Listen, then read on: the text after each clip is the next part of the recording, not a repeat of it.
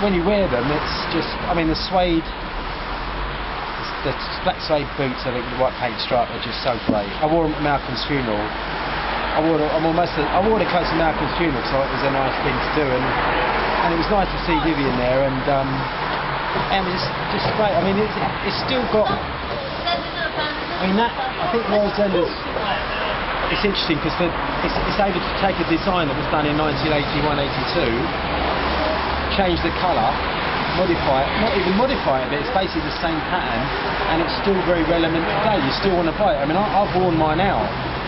A lot of it gets nicked, a lot of it, disappears. And you can go in there and get it again. So it's nice to be able to get the biker boot, get the pirate boots, or the other pirate boots which had the flap over the top. At Live Aid, I wore the red, those red flap over boots, the red ones, the sort of they go up and I wore that. So, yeah, with the buckles, with the studs on them.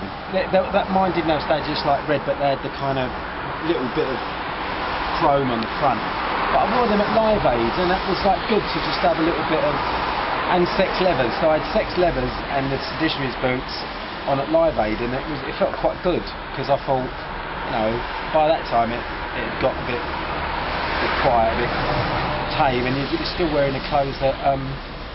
When I wore them, I felt like, let's this is what. Was that 85 or something? 85. It leads up to that. Had most of your stuff been before that? Your hits? Was the stuff with because you were in the charts sort of every other week for quite a while. Well, with that, I kind of this idea of heroic characters, pirates, highwaymen, that element was an influence. But I kind of was very influenced by a film made in 1969 called Charge of the Light Brigade by Tony Richardson, starring David Hemmings. Right. And my mate Dave, Sharp Dave Whiting, he was the dresser, he was the head of the military department, costume department at Bermans and Nathans. And I went in there, I said, look, I've seen this film, I want one of them jackets that David Hemmings wore in Charge of the Light Brigade, because it was this brilliant hussar gold, very light, Right. And he said, well, it just so happens we've got the exact jacket. So I went over and I was the same size as David Hemmings. Right, So that jacket that's now in the V&A, it was worn by David Hemmings. That was serendipity. I believe in serendipity. I think when things like that happen... It was worn by David Hemmings. Sorry? It was his jacket. It was his jacket. Inside it's got Hemmings, and I'm the same size. So that jacket was part of that, and I had... basically, so that look I kind of developed. That look developed from sort of punk, like the leather trousers I wore came from obviously the punk rock thing, and my shirts that I wore in that is a replica of replica of one of Lord Byron's shirts that I got from Bud's, the tailors in Jermyn Street, and I had that remade. So it was a combination of going to Bermans and Nathans and then kind of putting together like the Native American Indian, the piracy, the home, and the heroic characters, and obviously working with Malcolm at the time on Bow Wow Wow, which became Bow Wow Wow. Malcolm wanted to kind of manage me for a month, so I gave him £1,000. Yeah, it's another band that you were thrown out of. I was thrown out of that band.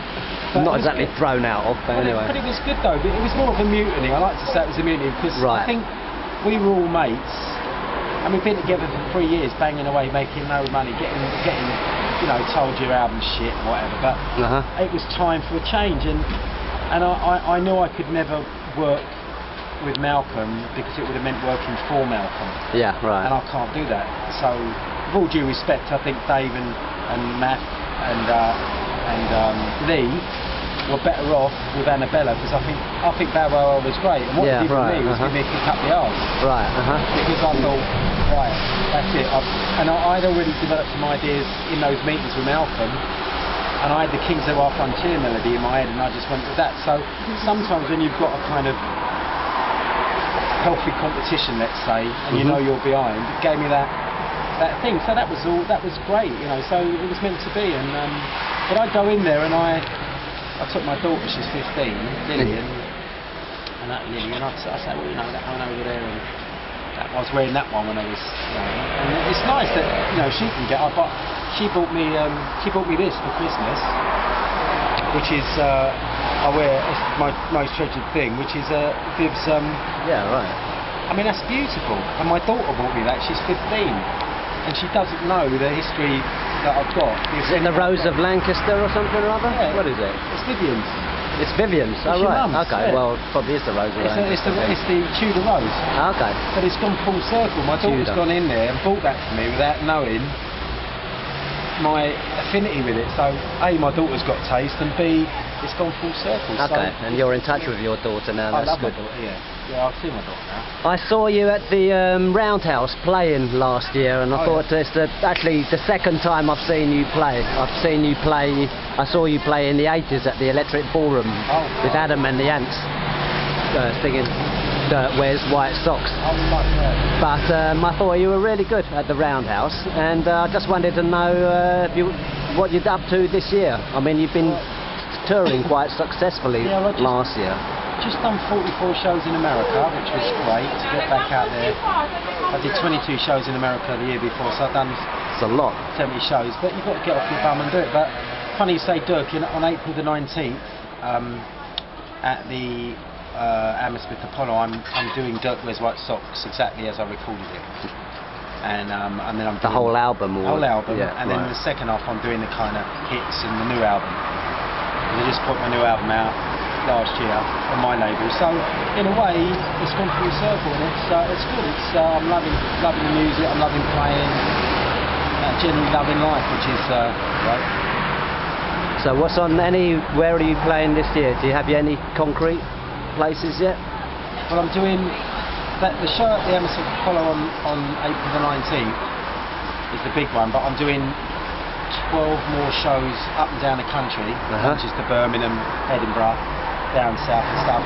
And I've called the tour 12 BD, 12 before Dirk. So 12 shows leading up to the Dirk show, Lucky 13. So I'll be doing that in April, and then I'm at the moment then I'll start working on a new album, which I'm doing at the moment, and have a new record out hopefully early next year. I'll do another tour of America. So I'm home now. I've got time to go and buy some of your stuff, because this is the first Ben Westwood prototype, and it's got it's tailored. It's got the McLean tartan in it, which is custom made.